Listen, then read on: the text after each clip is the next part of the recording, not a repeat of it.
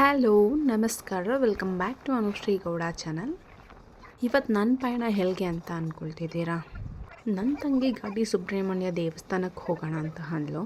ಅದಕ್ಕೆ ನನ್ನ ಪಯಣ ಇವತ್ತು ಘಾಟಿ ಸುಬ್ರಹ್ಮಣ್ಯ ದೇವಸ್ಥಾನದ ಕಡೆಗೆ. ಹಾಗೆ ನಿಮಗೂ ತೋರಿಸ್ದಾಗಿರುತ್ತೆ ಅಂತ ಈ ವ್ಲಾಗ್ ಮಾಡ್ತಾ ಇದ್ದೀನಿ. ನನ್ನ ಊರು ಚಿಕ್ಕಬಳ್ಳಾಪುರ ಆಗಿರೋದ್ರಿಂದ ನಾನು ಘಾಟಿ ಸುಬ್ರಹ್ಮಣ್ಯಕ್ಕೆ ಹೋಗಬೇಕು ಅಂದರೆ ನಂದಿ ದೇವಸ್ಥಾನದ ಮುಂದೆನೇ ಪಾಸ್ ಆಗಬೇಕು. ನಾನು ನಂದಿ ದೇವಸ್ಥಾನ ಸಮೀಪ ಹೋಗ್ತಿದ್ದೀನಿ. ಬಹಳಷ್ಟು ಜನ ಭೋಗನಂದೀಶ್ವರನ ದೇವಸ್ಥಾನ ನೋಡಿರಲ್ಲ, ಸೊ ಅದು ನೆಕ್ಸ್ಟ್ ವ್ಲಾಗಲ್ಲಿ ನಾನು ತೋರಿಸ್ಕೊಡ್ತೀನಿ. ಈಗ ಆಚೆಯಿಂದ ಪಾಸ್ ಆಗ್ತಾ ಇರೋದ್ರಿಂದ ನಾನು ದೇವಸ್ಥಾನ ಆಚೆಯಿಂದ ಹೇಗಿದೆ ಅಂತ ನಾನು ತೋರಿಸ್ತೀನಿ. ಘಾಟಿ ಸುಬ್ರಹ್ಮಣ್ಯ ದೇವಸ್ಥಾನಕ್ಕೆ ಹೋಗೋದಕ್ಕೆ 2 ರೋಡ್ ಇದೆ. ಕಣವೆ ಬಸವಣ್ಣ ರೋಡ್, ಕಣವೆ ಅಂತ ಬರುತ್ತೆ, ಆ ರೋಡ್ ಇದೆ. ಮತ್ತು ನಂದಿ ಬೆಟ್ಟದ ಕ್ರಾಸ್, ಆ ರೋಡು ಸಹ ಇದೆ. ಇವತ್ತು ನಾನು ಆಯ್ಕೆ ಮಾಡ್ಕೊಂಡಿರೋಂತಹ ಒಂದು ರೋಡ್ ಬಂದು ಕಣವೆ ಬಸವಣ್ಣ ರೋಡ್. ಯಾಕಂದರೆ ಇದು ಸ್ವಲ್ಪ ನಿಯರ್ ಆಗಿರುತ್ತೆ ಘಾಟಿ ಸುಬ್ರಹ್ಮಣ್ಯಗೆ ಹೋಗೋದಕ್ಕೆ, ಮತ್ತು ಶಾರ್ಟ್ ಕಟ್ ಇದೆ. ಅದರಿಂದ ನಾನು ಇವತ್ತು ಆ ರೋಡ್ನ ಆಯ್ಕೆ ಮಾಡ್ಕೊಂಡಿದ್ದೀನಿ. ನಂದಿ ಬೆಟ್ಟದ ಕ್ರಾಸ್ ಕಡೆಯಿಂದನೂ ಹೋಗ್ಬೋದು, ಬಟ್ ಸ್ವಲ್ಪ ಲಾಂಗ್ ಅನಿಸುತ್ತೆ ನಮಗೆ. ಅದಕ್ಕೆ ನಾನು ಭಾಳಷ್ಟು ಸರಿ ಇಲ್ಲಿಂದನೇ ಹೋಗ್ತೀನಿ. ಅದೆಲ್ಲ ನಂದಿ ದೇವಸ್ಥಾನನ ಪಾಸ್ ಮಾಡ್ಕೊಂಡು ಈಗ ಹೋಗ್ತಿರೋದು. ನಾನು ಹೋಗುವಂಥ ರೋಡ್ ಬಂದು ಬೆಟ್ಟದ ಮಧ್ಯ ರೋಡ್ ಮಾಡಿರೋಂಥದ್ದು ಇದು. ಅದರಿಂದ ನೋಡಿ ಎಷ್ಟು ಚೆನ್ನಾಗಿ ಬೆಟ್ಟಗಳೆಲ್ಲ ಕಾಣಿಸ್ತಿದೆ ಅಂತ ವಿಡಿಯೋ ಮಾಡಿದ್ದೀನಿ. ನಾನು ಮಾರ್ನಿಂಗ್ ಟೈಮ್ ಹೋಗೋದ್ರಿಂದ ಸ್ವಲ್ಪ ನೇಚರ್ ಚೆನ್ನಾಗಿ ಕಾಣಿಸ್ತಿತ್ತು ಅಂತ ಈ ಕ್ಲಿಪ್ನ ಕ್ಲಿಕ್ ಮಾಡ್ಕೊಂಡಿದ್ದೀನಿ. ಈ ಕಡೆ ಸೈಡಿಗೆ ಕಾಣಿಸ್ತಿದೆಯಲ್ಲ, ಅದು ನಂದಿ ಬೆಟ್ಟ. ಸೊ ಮೋಡ ಇರೋದ್ರಿಂದ ಅಷ್ಟು ಚೆನ್ನಾಗಿ ಕಾಣಿಸ್ತಿಲ್ಲ. ನಾನು ಹೋಗ್ತಿರೋಂಥ ರೋಡ್ನಲ್ಲಿ 4ರಿಂದ 5 ರೆಸಾರ್ಟ್ಗಳು ಬರುತ್ತೆ. ಈಗ ನಾನು ಡಿಸ್ಕವರಿ ವಿಲೇಜ್ ಅಂತ ಈ ರೆಸಾರ್ಟು ಪಾಸ್ ಆಗ್ತಿದ್ದೀನಿ ಮುಂದೆ. ಡಿಸ್ಕವರಿ ವಿಲೇಜ್ ಅಂತ ಒಂದು ರೆಸಾರ್ಟ್ನ ಪಾಸ್ ಮಾಡ್ಕೊಂಡು ಮುಂದೆ ಹೋದರೆ ಇಲ್ಲಿ ಕಣವೆ ಬಸವಣ್ಣ ಅಂತ ಒಂದು ದೇವಸ್ಥಾನ. ಇಲ್ಲಿ ಬಸವಣ್ಣ ಇದೆ, ಅಲ್ಲಿನ ವಿಗ್ರಹ ಅದೇ ಬೆಳ್ಕೊಂಡು ಹೋಗುತ್ತೆ. ನೆಕ್ಸ್ಟ್ ಟೈಮ್ ಅದನ್ನು ನಿಮಗೆ ವ್ಲಾಗಲ್ಲಿ ತೋರಿಸ್ತೀನಿ, ಅದರದ್ದೇ ಒಂದು ವ್ಲಾಗ್ ಮಾಡಿ. ನೋಡಿ ಮುಂದೆ ಕಾಣಿಸ್ತಿದೆಯಲ್ಲ, ಇದೇ ಕಣವೆ ಬಸವಣ್ಣ ಅಂತ ಒಂದು ದೇವಸ್ಥಾನ. ಇದು ಒಳಗಡೆ ಬಸವಣ್ಣನ ವಿಗ್ರಹ ಇದೆ, ತುಂಬ ದೊಡ್ಡದಾಗಿದೆ. ನೆಕ್ಸ್ಟ್ ವ್ಲಾಗಲ್ಲಿ ತೋರಿಸ್ತೀನಿ ಇದೆಲ್ಲ. ಈ ದೇವಸ್ಥಾನನ ಕಣವೆ ಬಸವಣ್ಣ ಅಂತಾರೆ. ಬಸವಣ್ಣ ದೇವರಿದೆ, ದೊಡ್ಡ ವಿಗ್ರಹ ಕಾಣಿಸ್ತಷ್ಟು ವಿಡಿಯೋಲ್ಲಿ ಸ್ವಲ್ಪ ಝೂಮ್ ಮಾಡಿ ತೋರಿಸ್ತೀನಿ ನೋಡಿ. ಇದೆ ಟೈಮ್ ಇದೇ ದೇವಸ್ಥಾನ ಸಪ್ರೇಟಾಗಿ ವ್ಲಾಗ್ ಮಾಡಿ ನಾನು ನಿಮಗೆ ಇನ್ಫಾರ್ಮೇಷನ್ನ ಕೊಡ್ತೀನಿ. ಮುಂದೆ ಪಾಸ್ ಆಗೋದ್ರಿಂದ ನಾನು ತೋರಿಸ್ತಿದ್ದೀನಿ ಅಷ್ಟೇ. ಮುಂದೆ ರೋಡ್ ಕಾಣಿಸ್ತಿದೆಯಲ್ಲ, ಇದೇ ರೋಡು, ಬೆಟ್ಟಗಳ ಮಧ್ಯೆ ಮಾಡಿರೋಂತಹ ರೋಡು. ಈ ಕಡೆಗೆ ನಂದಿ ಬೆಟ್ಟ ಇದೆ, ಈ ಕಡೆ ಒಂದು ಬೆಟ್ಟ ಇದೆ. ಬೆಟ್ಟದ ಮಧ್ಯೆ ಈ ರೋಡ್ನ ಮಾಡಿರೋಂಥದ್ದಿದು. ಘಾಟಿ ನಿಯರ್ ಬಂದಿದ್ದೀವಿ. ಈಗ ಬ್ಯಾರಿಕೇಡ್ಸ್ ಕಾಣಿಸ್ತಿದೆಯಲ್ಲ, ಅಲ್ಲಿ ಅಮೌಂಟ್ನ ಪೇ ಮಾಡಿ ಘಾಟಿ ಸುಬ್ರಹ್ಮಣ್ಯ ಒಳಗಡೆ ಹೋಗಬೇಕು. 2 ವೀಲರ್ಗೆ 10 ರುಪೀಸ್, ಮಿಸ್ಟರ್ಗೆ 20 ರುಪೀಸ್ ಚಾರ್ಜ್ ಮಾಡ್ತಾರೆ. ಇರೋಂಥ ಹಾರ್ಚು ಘಾಟಿ ಸುಬ್ರಹ್ಮಣ್ಯ ಒಳಗಡೆ ಈಗ ಎಂಟ್ರಿ ಹಾಕ್ತಿದ್ದೀವಿ. ದೇವಸ್ಥಾನಕ್ಕೆ 2 ಕಡೆ ಎಂಟ್ರಿ ಇದೆ. ಒಂದು ದೇವಸ್ಥಾನದ ಮುಂಭಾಗದಿಂದ ಹೋಗ್ಬೋದು ಮತ್ತು ಹಿಂಭಾಗದಿಂದ ಇದೆ. 2 ಕಡೆನೂ ನಾವು ದೇವಸ್ಥಾನದ ಒಳಗಡೆ ಹೋಗ್ಬೋದು. ಈಗ ನೋಡ್ತಾ ಇರೋದು ದೇವಸ್ಥಾನದ ಮುಂಭಾಗ. ಹಾಗೆ ಬನ್ನಿ ದೇವಸ್ಥಾನದ ವಿಶೇಷತೆಗಳನ್ನೆಲ್ಲ ತಿಳಿಸ್ತೀನಿ ವಿಡಿಯೋ ಅಲ್ಲಿ. ಘಾಟಿ ಸುಬ್ರಹ್ಮಣ್ಯ ದೇವಸ್ಥಾನ ದೊಡ್ಡಬಳ್ಳಾಪುರ ತಾಲೂಕಲ್ಲಿ ಬರುತ್ತೆ. ದೊಡ್ಡಬಳ್ಳಾಪುರಿಂದ ಒಂದು 2 ಕಿಲೋಮೀಟರ್ ಸಮೀಪದಲ್ಲಿದೆ. ಬ್ಯಾಂಗ್ಳೂರಿಂದ ಆದರೆ ಒಂದು 60 ಕಿಲೋಮೀಟರ್ಸ್ ಆಗುತ್ತೆ ಈ ದೇವಸ್ಥಾನಕ್ಕೆ ಡಿಸ್ಟೆನ್ಸು. ದೇವಸ್ಥಾನಕ್ಕೆ ಬರುವಂತಹ ಒಂದು ಪ್ರತ್ಯೇಕ ದೋಷಗಳ ನಿವಾರಣೆ ಆಗುತ್ತೆ ಅಂತ ಒಂದು ನಂಬಿಕೆ. ಈ ದೇವಸ್ಥಾನಕ್ಕೆ 600 ವರ್ಷ ಇತಿಹಾಸ ಇದೆ. ಸುಬ್ರಹ್ಮಣ್ಯ ದೇವಸ್ಥಾನ ಕರ್ನಾಟಕದಲ್ಲಿ 3 ಕಡೆ ಇದೆ. ಫಸ್ಟ್ ದೇವಸ್ಥಾನ ಕುಕ್ಕೆ ಸುಬ್ರಹ್ಮಣ್ಯ ದೇವಸ್ಥಾನ, ಅದು ಆದಿ ಸುಬ್ರಹ್ಮಣ್ಯ ಅಂತ ಕರೀತಾರೆ, ಕನ್ನಡ ಜಿಲ್ಲೆಯಲ್ಲಿರುವಂಥದ್ದು. ಮಧ್ಯ ಸುಬ್ರಹ್ಮಣ್ಯ ಅಂತ ಘಾಟಿ ಸುಬ್ರಹ್ಮಣ್ಯ ದೇವಸ್ಥಾನನ ಕರೀತಾರೆ, ಇದು ದೊಡ್ಡಬಳ್ಳಾಪುರ ತಾಲೂಕಲ್ಲಿ ಬರುವಂಥದ್ದು. 3ನೇ ಸುಬ್ರಹ್ಮಣ್ಯ ದೇವಸ್ಥಾನನ ಅಂತ್ಯ ಸುಬ್ರಹ್ಮಣ್ಯ ದೇವಸ್ಥಾನ ಅಂತ ಕರೀತಾರೆ. ಈ ದೇವಸ್ಥಾನ ನಾಗಲಮಡುಕು ಅಂತ ಒಂದು ಊರಿನಲ್ಲಿ ಬರುತ್ತೆ, ತುಮಕೂರು ಡಿಸ್ಟಿಕ್ ಪಾವಗಡ ಹತ್ರ ಸಮೀಪದಲ್ಲಿ. 3 ದೇವಸ್ಥಾನಗಳು ಕರ್ನಾಟಕದಲ್ಲಿರುವಂಥದ್ದು ಸುಬ್ರಹ್ಮಣ್ಯ ದೇವಸ್ಥಾನ. ದೇವಸ್ಥಾನಕ್ಕೆ ಹಿಂಭಾಗ ಮತ್ತು ಮುಂಭಾಗ 2 ಇದೆ. ನೀವು ಯಾವ ಸೈಡಿಂದ ಬೇಕಾದರೂ ಹೋಗ್ಬೋದು. ಮುಂಭಾಗದಿಂದ ದೇವಸ್ಥಾನ ಎಂಟ್ರಿ ತೋರಿಸ್ತಿರೋದು. ದೇವಸ್ಥಾನ ಪ್ರತಿದಿನ 6 ಗಂಟೆಯಿಂದ ಸಂಜೆ 8 ಗಂಟೆವರೆಗೂ ಓಪನ್ ಇರುತ್ತೆ. ರಾತ್ರಿ ಅಥವಾ ವಿಶೇಷ ದಿನಗಳಲ್ಲಿ ಬೆಳಗ್ಗೆ 3 ಗಂಟೆಯಿಂದ ರಾತ್ರಿ 9 ಗಂಟೆವರೆಗೂ ಓಪನ್ ಇರುತ್ತೆ. ದೇವಸ್ಥಾನದ ವಿಶೇಷ ಏನಂದರೆ ಗರ್ಭಗುಡಿಯಲ್ಲಿ 2 ದೇವರಿದೆ. ಸುಬ್ರಹ್ಮಣ್ಯ ಸ್ವಾಮಿನೂ ನಿಮಗೆ ಕಾಣಿಸ್ತಾರೆ, ಮತ್ತು ಹಿಂಭಾಗದಲ್ಲಿ ಲಕ್ಷ್ಮೀ ನರಸಿಂಹ ಸ್ವಾಮಿನೂ ಕಾಣಿಸ್ತಾರೆ. ಲಕ್ಷ್ಮೀ ನರಸಿಂಹ ಸ್ವಾಮಿ ನೋಡಬೇಕು ಅಂದರೆ ಅಲ್ಲೊಂದು ಮಿರರ್ ಹಾಕಿರ್ತಾರೆ, ಆ ಮಿರರಲ್ಲಿ ದರ್ಶನ ಮಾಡ್ಬೋದು. ಅದಕ್ಕೆ ಸುಬ್ರಹ್ಮಣ್ಯ ಸ್ವಾಮಿ ಈಗ ನೀವು ನೋಡ್ತಕ್ಕಂಥದ್ದು ದೇವಸ್ಥಾನದ ಹಿಂಭಾಗ ಇದು. ಈ ಸಾವಿರಾರು ನಾಗಕಲ್ಲುಗಳನ್ನ ಇಲ್ಲಿ ಪ್ರತಿಷ್ಠಾಪನೆ ಮಾಡಿಸ್ತಾರೆ. ಯಾರಿಗೆ ಈ ಸರ್ಪದೋಷ ಇರುತ್ತೆ ಅಂತವರು ಇಲ್ಲಿ ನಾಗಕಲ್ಲುಗಳನ್ನ ಪ್ರತಿಷ್ಠಾಪನೆ ಮಾಡ್ತಾರೆ. ಇಲ್ಲಿ 1000ಕ್ಕೂ ಹೆಚ್ಚು ನಾಗಕಲ್ಲುಗಳನ್ನ ನೀವು ನೋಡಬಹುದು. ಈ ದೇವಸ್ಥಾನದಲ್ಲಿ ವಿಶೇಷ ಏನಂದರೆ ಇಲ್ಲಿ ಸುಬ್ರಹ್ಮಣ್ಯ ಸರ್ಪ ರೂಪದಲ್ಲಿ ಉದ್ಭವ ಆಗಿರೋದು ಒಂದು ವಿಶೇಷತೆ. ಘಾಟಿಗೆ ಬರೋರು ಬಹಳಷ್ಟು ಜನ ಫಸ್ಟ್ ಇಲ್ಲಿ ನಾಗರ ಕಲ್ಲಿಗೆ ಪೂಜೆ ಮಾಡಿಕೊಂಡು ದೇವಸ್ಥಾನಕ್ಕೆ ಹೋಗ್ತಾರೆ. ಮತ್ತು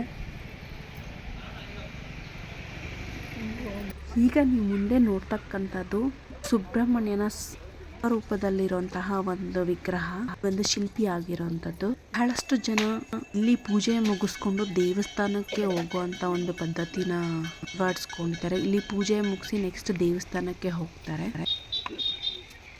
ಇಲ್ಲಿ ನೀವು ನೋಡ್ತಕ್ಕಂಥದ್ದು ಸುಬ್ರಹ್ಮಣ್ಯನ ಕಲ್ಯಾಣಿ. ಇದು ಯಾರಿಗೆ ಸರ್ಪದೋಷ ಇರುತ್ತೆ ಅವರು ಇಲ್ಲಿ ಸ್ನಾನ ಮಾಡಿ ಅಲ್ಲಿ ನಾಗಲ್ಗೆ ಪೂಜೆ ಮಾಡುವಂತಹ ಒಂದು ಪದ್ಧತಿ ಇದೆ. ಇಲ್ಲಿ ಕಲ್ಯಾಣಿ ಒಳಗಡೆ ಎಂಟ್ರಿ ಇಲ್ಲ, ಬಕೆಟ್ ಅಲ್ಲಿ ನೀರು ಕೊಡ್ತಾರೆ ಸ್ನಾನ ಮಾಡಕ್ಕೆ.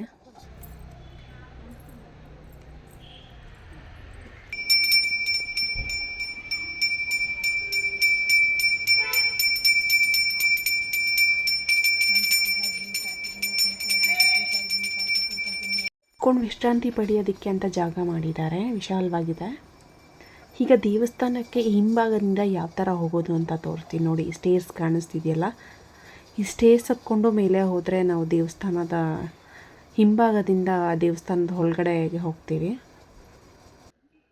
ಇಲ್ಲಿ ನರಸಿಂಹ ಜಯಂತಿ ಅಂತ ಸಹ ಆಚರಿಸ್ತಾರೆ ಮೇ ಮಂತಲ್ಲಿ. ಇಲ್ಲಿ ಬ್ರಹ್ಮರಥೋತ್ಸವ ಸಹ ಮಾಡ್ತಾರೆ. ಸೆಪ್ಟೆಂಬರ್ ಅಕ್ಟೋಬರ್ ಟೈಮಲ್ಲಿ ಬ್ರಹ್ಮರಥೋತ್ಸವ ಮಾಡ್ತಾರೆ. ಈ ಜಾತ್ರೆಗಳ ಟೈಮಲ್ಲಿ ದೇವಸ್ಥಾನ ಬೆಳಗಿನ ಜಾವ 3 ಗಂಟೆಗೆ ಓಪನ್ ಇರುತ್ತೆ, ನೈಟ್ 9 ಗಂಟೆಗೆ ಕ್ಲೋಸ್ ಆಗುತ್ತೆ. ಹೋಗ್ತಕ್ಕಂಥದ್ದು ದೇವಸ್ಥಾನದ ಹಿಂಭಾಗದ ಗೇಟ್. ನಾವು ಹೋಗಿದ್ದು ಶನಿವಾರ ಆಗಿದ್ದರಿಂದ ಅಷ್ಟು ರಶ್ ಇರಲಿಲ್ಲ. ಸಂಡೇ ಮತ್ತು ಟ್ಯೂಸ್ಡೇ ತುಂಬಾ ರಶ್ ಇರ್ತಾರೆ. ಜನ ಜಾಸ್ತಿ ಇದ್ದರೆ ನಿಮಗೆ ಸ್ಪೆಷಲ್ ಟಿಕೆಟು ಸಿಗುತ್ತೆ. 50 ರೂಪೀಸ್ ಪೇ ಮಾಡಬೇಕಾಗತ್ತೆ. ಧರ್ಮ ದರ್ಶನ ಅಂತ ಟಿಕೆಟ್, ಅದು 50 ರೂಪೀಸ್ ಪೇ ಮಾಡಿ ನೀವು ಬೇರೆ ಲೈನಲ್ಲಿ ಹೋಗ್ಬೋದು.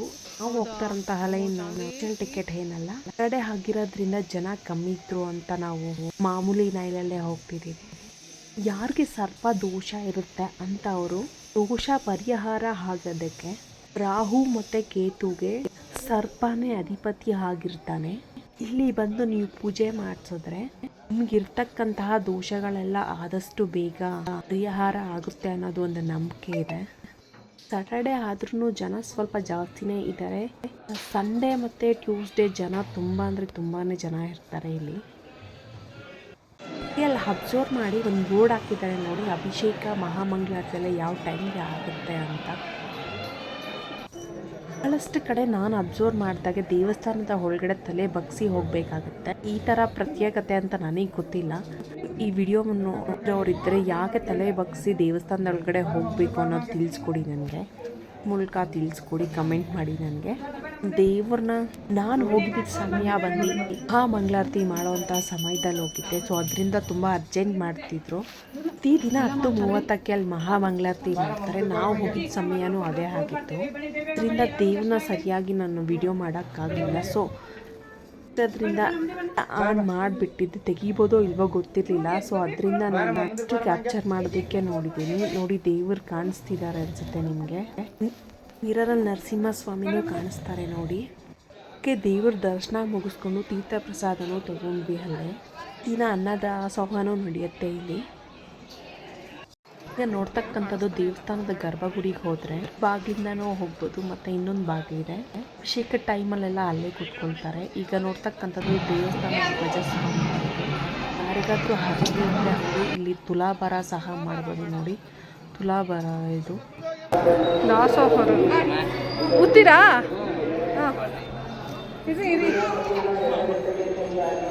ಹಾಂ ಹೋದ್ರಿ.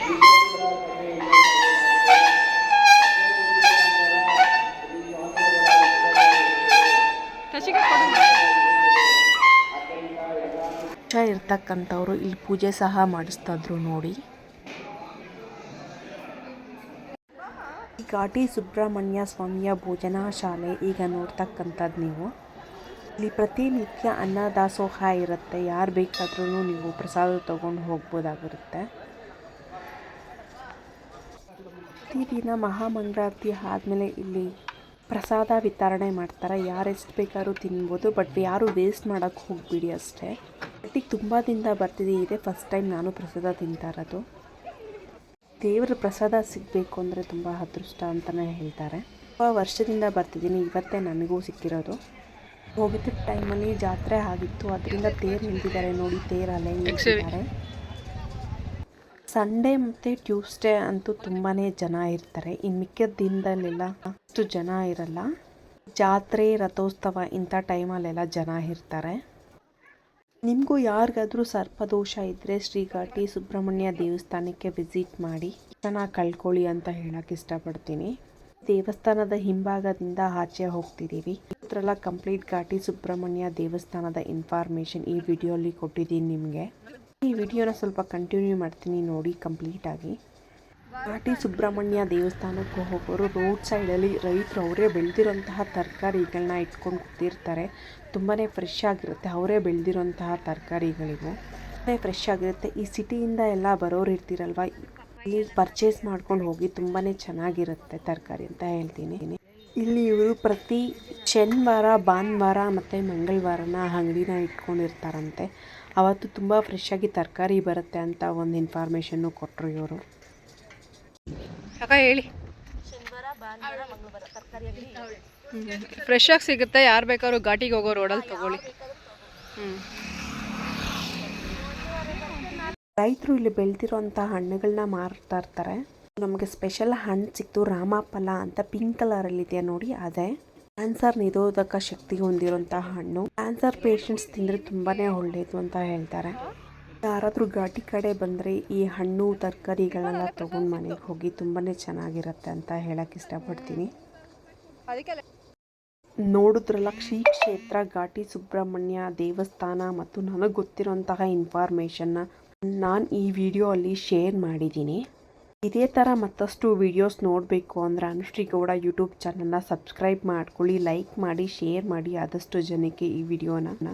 Thanks for watching this video. Stay tune for the next video. Bye.